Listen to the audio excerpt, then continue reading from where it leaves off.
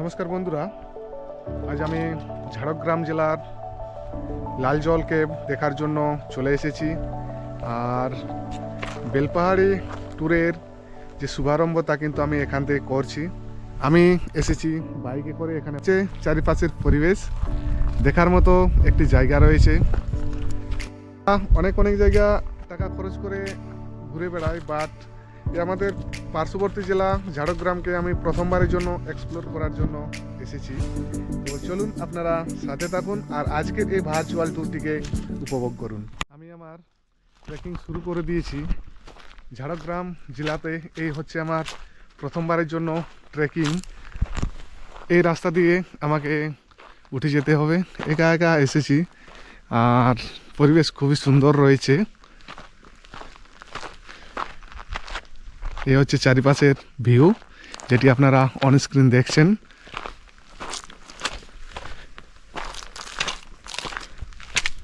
আমি ট্রেক করে করে মোটামুটি অর্ধেকটা উঠে গেছি। আর গুহা রয়েছে এই পাশে, গুহার পাশে অবশ্যই যাচ্ছি আমি। তার আগে এই ভিউটি আপনারা দেখুন।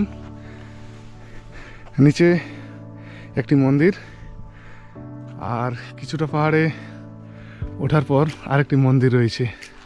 আর সামনের পাথরগুলো দেখুন। বন্ধুরা, আপনাদের সকলকে লালজল থেকে স্বাগত জানাচ্ছি।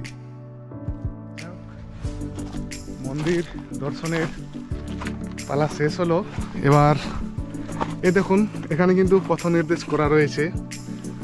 এই রাস্তা দিয়ে উপরে যেতে হবে। তো চলুন আপনারাও আমার সাথে ট্রেক করুন। পুরো জঙ্গল রয়েছে। আরেকটি জিনিস আপনাদেরকে দেখাই, অনেকে আসেন ঘুরে বেড়ানোর জন্য। আর এই দেখুন, এভাবে কিন্তু জলের বোতল আপনারা এখানে সেখানে যত্রতত্র ফেলে দিয়ে চলে যান। এতে করে এই জায়গার পরিবেশ কিন্তু নষ্ট হচ্ছে। এগুলো আপনারা করবেন না। রাস্তা কিন্তু অনেক চড়াই রয়েছে। এ হচ্ছে লালজল গুহা। গুহার একেবারে পাশে চলে এসেছি। পাথরগুলো দেখুন কীরকম এদিক সেদিক ছড়িয়ে ছিটিয়ে রয়েছে। অনেক ইতিহাস রয়েছে এই গুহার।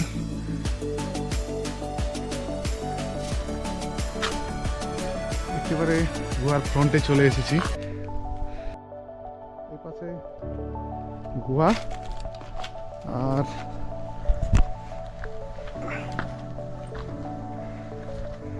এই পাশ দিয়ে উপরে উঠে যাওয়া যাবে। তো এই পাশটাতে রাস্তা কিছুটা গন্ডগোল হচ্ছে। তো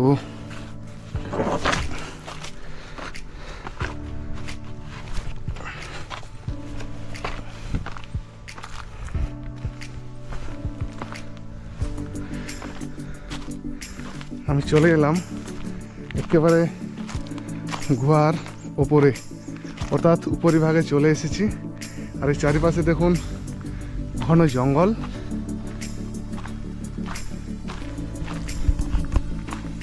একা একা এক্সপ্লোরেশন চলছে।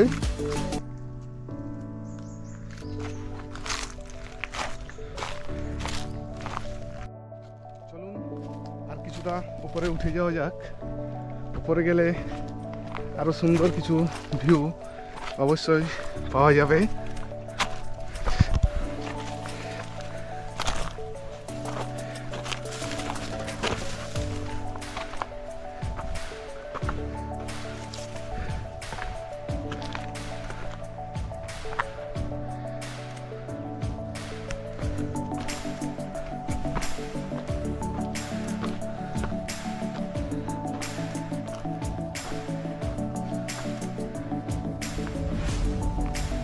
এ হচ্ছে আশেপাশের ভিউ।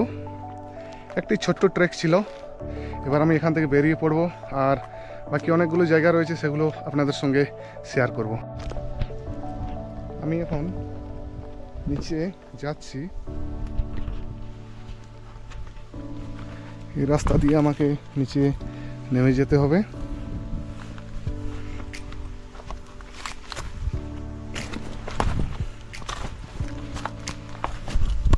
লাল জল কেভ দেখা মোটামুটি হয়েই গেছে।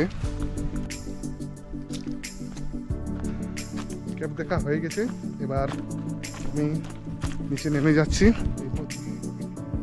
দেখালাম, আবারও নেমে যাচ্ছি।